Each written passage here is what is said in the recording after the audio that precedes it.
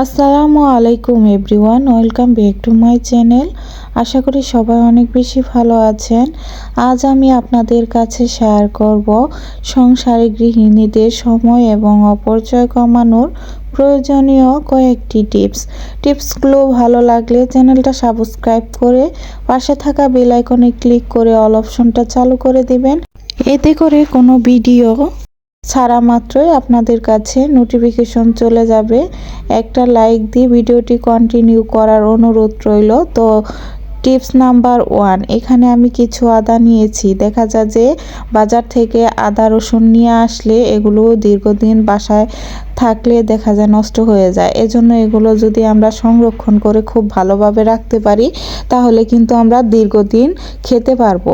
সেই সব টিপসই আমি আপনাদের কাছে শেয়ার করব।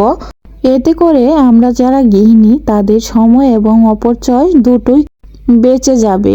তো দেখেন আদাগুলো আমি খোসা ছাড়িয়ে নিয়েছি খুব ভালোভাবে। এখন আমি এগুলো সংরক্ষণ করে রেখে দেব। এতে করে কিন্তু আমার সময় এবং অপচয় দুটোই কমে গেল। যখন যেভাবে ইচ্ছা বের করে ব্যবহার করতে পারবো, আর এটা বাহিরে দীর্ঘদিন থাকলে নষ্ট হয়ে যেত। এজন্য এগুলো যদি সংরক্ষণ করে রাখা যায় তাহলে দেখা যায় যে আমাদের গৃহিণীদের কাজগুলো অনেক বেশি সহজ হয়। এগুলো আমি এখন কুচি করে নিব। আপনারা চাইলে কিন্তু এগুলো খোসা ছাড়িয়ে ছুলিয়ে ফ্রিজে রেখে দিতে পারেন। আস্তে আস্তে যখন যেটুকু প্রয়োজন সেভাবে ব্যবহার করতে পারেন। আবার এগুলো ব্লেন্ড করেও রেখে দিতে পারেন। তো দেখেন এগুলো আমি এখন কুচি করে ব্লেন্ড করে রেখে দেব। আর কিভাবে রেখে দিলে ডিপ ফ্রিজে জমে যাবে না সেই টিপসটাও দেখিয়ে দিচ্ছি। তো দেখেন এগুলো আমি অফ ক্যামেরায় কুচি করে নিয়েছি। আপনারা চাইলে কিন্তু কুচি করা আদাগুলো বক্সে ভরে রেখে দিতে পারেন। এখন শীতের সময় ঠান্ডা জনিত সমস্যা কিন্তু সবারই লেগে থাকে। এজন্য আদা চা খেতে পারেন, অথবা গরম জলে দিয়েও করে গরম পানি করেও খেতে পারেন। এই জন্য কুচি করে রেখে দিলে দেখা যায় যে কাজটাও কিন্তু সহজ হয়ে গেল। এভাবে যদি অল্প অল্প করে কুচি করে ছোট ছোট বক্সে ভরে রেখে দেন তাতেও কিন্তু সময় এবং অপচয়টা কমে গেল। তো এখন আমি এই কুচি করা আদাগুলো ব্লেন্ড করে নিব অফ ক্যামেরায়। তো সাথেই থাকেন, সবগুলো টিপস আমি খুব ভালোভাবে দেখিয়ে দেব, ভিডিওটি স্কিপ করবেন না। আর কিভাবে আদা রসুন পেস্ট ডিপ ফ্রিজে দীর্ঘদিন রেখে দিলেও বরফ জমে যাবে না সেই সকল টিপস আমি এখন বলে দিচ্ছি। এখানে কিছু আদা নিয়েছি আর কিছু আদা কুচি নিয়েছি। এবার এটা কিভাবে ব্লেন্ড করে ডিপ ফ্রিজে রেখে দিলে কখনোই জমে যাবে না সেই টিপসই আমি আপনাদেরকে দেখিয়ে দিচ্ছি। ভিডিওটি স্কিপ করবেন না, তাহলে কিন্তু বুঝতে পারবেন না। তো এখানে আমি 200 গ্রাম লবণ নিয়েছি আর হাফ কাপ পরিমাণ রান্নার রেগুলার সাদা তেলটা নিয়েছি সয়াবিন। এটা অন্য তেল দিলে কিন্তু হবে না। এখন আমি এই দুটো উপকরণ দিয়ে আদা রসুনটা ব্লেন্ড করে নিব। এতে করে কিন্তু আদা রসুনের পেস্টটা একদমই বরফ হয়ে জমে যাবে না। ডিপ ফ্রিজে যখন যেটুকু প্রয়োজন সেতটুকুই আপনারা ব্যবহার করতে পারবেন যখন তখন নিয়ে। তো দেখেন বন্ধুরা, লবণ আর রান্নার তেলটা দিয়ে আমি এটা ব্লেন্ড করে নিয়েছি। দেখতেই পাচ্ছেন এটা যেমনটাই দেখতে পাচ্ছেন সেরকমটাই থাকবে ডিপ ফ্রিজে রেখে দিলে। এটা 2 দিন পর আমি আপনাদেরকে দেখিয়ে দিচ্ছি। এটা এখন আমি একটা বক্সে ভরে সুন্দর করে ডিপ ফ্রিজে রেখে দেব এবং 2 দিন পর দেখবেন যে এটা একদমই জমে যায়নি। যেরকমটা দেখতে পাচ্ছেন ঠিক সেই রকমই রয়েছে এবং কেটে কেটে আপনারা ব্যবহার করতে পারবেন। তো এই তো কথা বলতে বলতে আমি বক্সে ভরে উঠিয়ে নিয়েছি। এখন এটা আমি ডিপ ফ্রিজে রেখে দেব। 2 দিন পর আপনাদেরকে দেখিয়ে দিচ্ছি। এই তো 2 দিন পর আমি আদা রসুনের পেস্টটা বের করলাম ডিপ ফ্রিজ থেকে। এখন আপনারা দেখেন এটা কিন্তু একদম জমে যায়নি।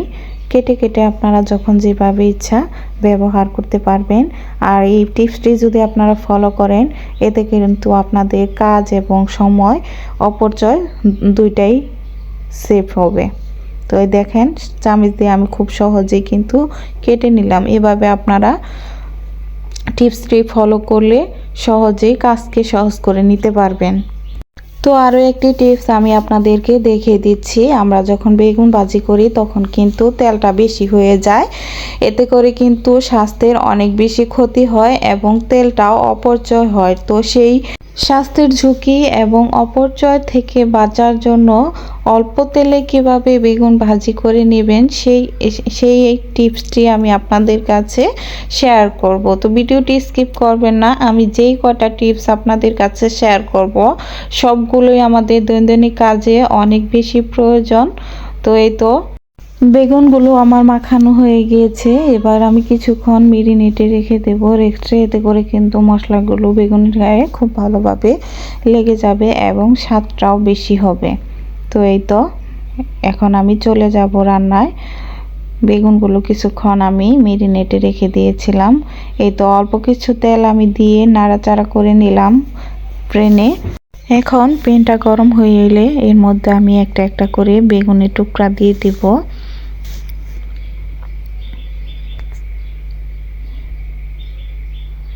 তো আমার আজকের এই টিপসটি কিন্তু ফলো করলে খুব সহজেই এই বেগুন ভাজিটা আপনারা করে নিতে পারবেন এবং তেলটাও অনেক কম লাগবে। তো বেগুনগুলো আমি দিয়ে দিয়েছি, এখন আমি ঢাকনা দিয়ে ঢেকে দেব। ঢাকনা দিয়ে ঢেকে দেওয়ার কারণে কিন্তু তেলটা অল্প লাগবে এবং বেগুনটা খুব তাড়াতাড়ি সিদ্ধ হয়ে যাবে, আর এক্সট্রা কোনো তেল আর ইউজ করতে হবে না। প্রথমে যেটুকু দিয়েছিলাম সেতটুকুই এনাফ। তো এখন আমি বেগুনগুলো উল্টে পাল্টে নিয়ে আবার একটু ঢেকে দেব, এতে করে খুব ভালোভাবে কিন্তু সিদ্ধ হয়ে যাবে বেগুনটা এবং পারফেক্টভাবে ভাজিটাও হয়ে যাবে। তো দেখেন বেগুন ভাজিটা আমার একদম হয়ে গিয়েছে, আমি কিন্তু এক্সট্রা আর কোনো তেল ইউজ করিনি, খুব ভালোভাবেই হয়ে গিয়েছে। তো আরও একটি টিপস আমি দেখিয়ে দিচ্ছি। বাজার থেকে সিম নিয়ে আসছে কিছু। তো এখন যেহেতু শীতকালে এই সবজিগুলো যদি আমরা খুব ভালোভাবে সংরক্ষণ করে রাখি তাহলে কিন্তু সিজন ছাড়াও খেতে পারবো। শীতকালে সবজির দাম অনেক বেশি কম থাকে। আজকে আমি কিছু সিম সংরক্ষণ করে রাখবো, এতে করে কিন্তু এক বছরের কিছু হবে না, দীর্ঘদিন ভালোভাবে খেতে পারবো। তো টিপসটি ফলো করলে আপনিও পারবেন শীতের সবজি সংরক্ষণ করে রাখতে। এখন শীতের সময় সবজির দাম অনেকটাই কম। তো এখানে আমি 1 কেজি পরিমাণ লম্বা সিমটা নিয়েছি। তো দুই পাশের মাথাটা কেটে নিলাম। এখন আমি এগুলো খুব ভালোভাবে ধুয়ে নেব। তো এভাবে সিম সংরক্ষণ করে রেখে দিলে কিন্তু আমরা সারা বছর খেতে পারবো। সিমটা আমি খুব ভালোভাবে ধুয়ে নিয়েছি। এবার আমি একটা পাত্রে গরম পানি করে নিচ্ছি, আর এখানে 2 চা চামচ 3 চা চামচ পরিমাণ চিনি দিয়ে দিলাম। এখন এটা পানিটা ফুটে এসেছে, এর মধ্যে আমি এখন সিমগুলো দিয়ে দেব। তো সিমগুলো দিয়ে হালকা একটু নেড়ে ছেড়ে দিব 2-1 মিনিটের মতো আর কি। এখন দেখেন কালারটা কি সুন্দর সবুজ সবুজ হয়ে গেছে। এখন আমি চুলার আঁচটা বন্ধ করে দিব, বেশি সিদ্ধ করা যাবে না, তাহলে কিন্তু সিদ্ধ হয়ে যাবে। তো এটা আমি নামিয়ে পানি দিয়ে ধুয়ে নিয়েছি এবং বরফ পানিতে ভিজিয়ে নিলাম, যাতে করে সিমগুলো সিদ্ধ না হয়ে যায়। সিদ্ধ হয়ে গেলে কিন্তু স্বাদটা ঠিক থাকবে না বছর জুড়ে, যেহেতু আমরা সংরক্ষণ করে রেখে দিব।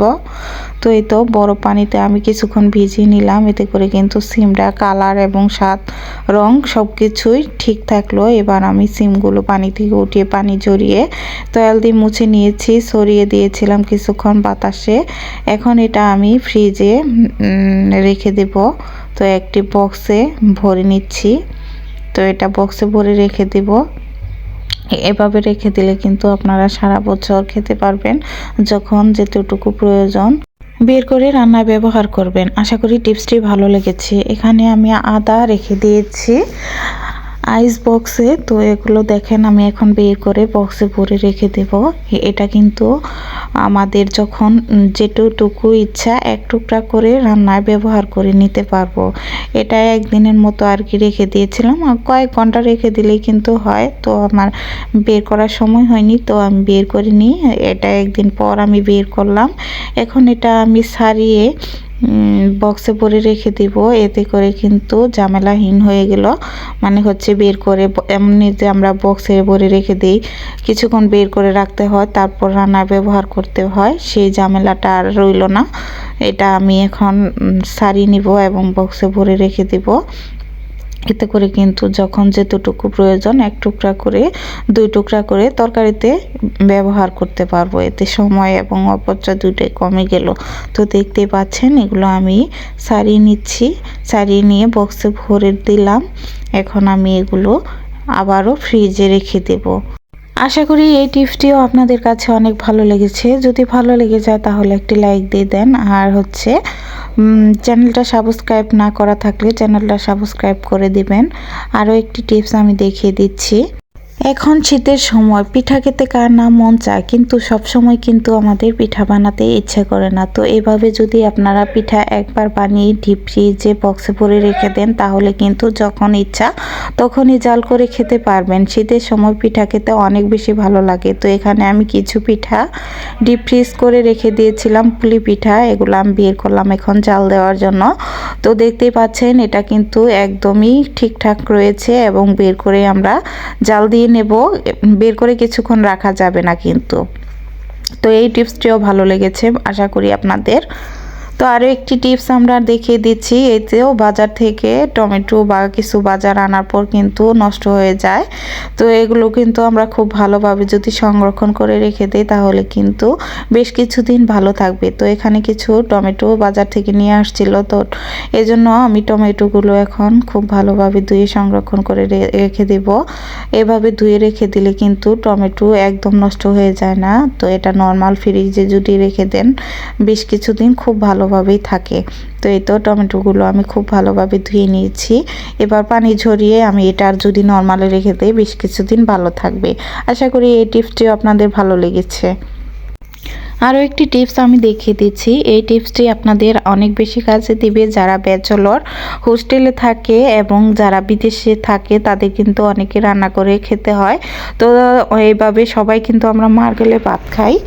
তো যারা ব্যাচেলর তাদের বাসায় কিন্তু মার্গলিন এটা থাকে না, মার্গলিন স্ট্যান্ডটা। তো এভাবে যদি 2টা ক্লিপ দিয়ে পর্দার ক্লিপগুলো দিয়ে যদি আপনারা 20 টাকা দিয়ে কিনে এনে এভাবে মার্গলিন নেন তাহলে কিন্তু দেখা যাবে যে অপচয়টা কমে গেল টাকার। তো এটা দুইভাবে আমি করে দেখিয়ে দিলাম।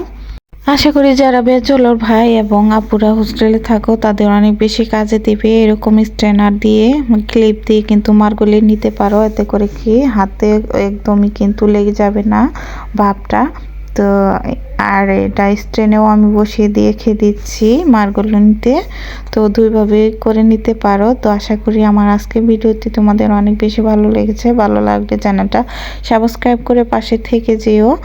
যারা এখনো একটি লাইক দেওনি লাইক ডান করে দাও। সবাই অনেক বেশি ভালো থেকো। বিদায় নিচ্ছি, পরবর্তী ভিডিওতে দেখা হবে। আল্লাহ হাফেজ।